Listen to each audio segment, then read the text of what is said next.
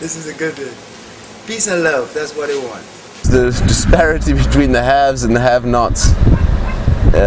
Education, that we have better teachers, we have better schools, we have better classrooms where children are taught to care about learning. We need to bring children back to understand in these inner city areas that learning is everything and education is so important, and don't throw it away.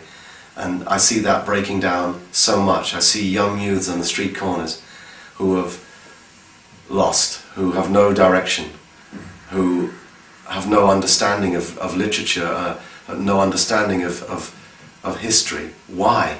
Why weren't they inspired?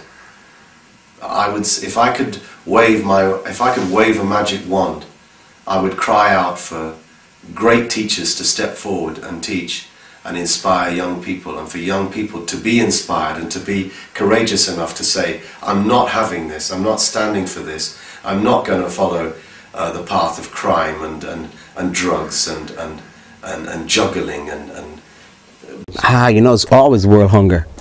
You know what I mean? It's always that, you know, no matter what, it's always that.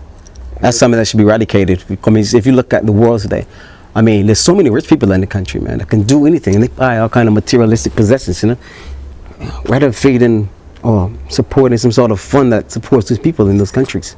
It's like sometimes you turn on these television programs, like these famous basketball players. My father said it a long time ago, and basketball player, successful, rich and famous, and this is where I grew up, and my father was always around. You know, my father, me and my father, man, my father says, of course he was around. He's fucking broke. You know, it's like, where's he gonna go? He has no money. Now, if he had money and he stayed around, that would be impressive. But most people who have money find ways to avoid their children.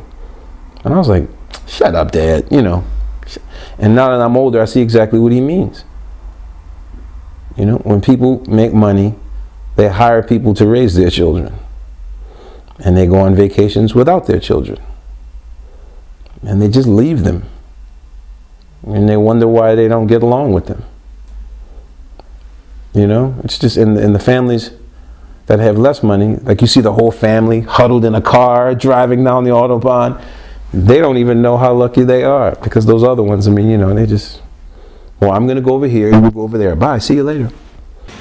That the money be distributed evenly, or too much. Okay, a small group of people have all the money and they have all the control, and there's a lot of people out here that's really struggling. They're not bad, they're not on drugs, they're trying to take care of their family, but they just can't make ends meet. And I think that's unfair. You know, I really think that's unfair. I think everybody, every kid, if they want to go to college or whatever, they should have the opportunity to do that, and it shouldn't be for financial reasons they can't do it. Let's see the West Indies win the cricket today. I had a big one, that's what I do.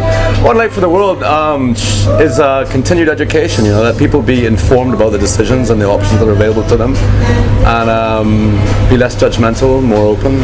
I've got a lot of wishes, man, yeah. A lot of PC wishes.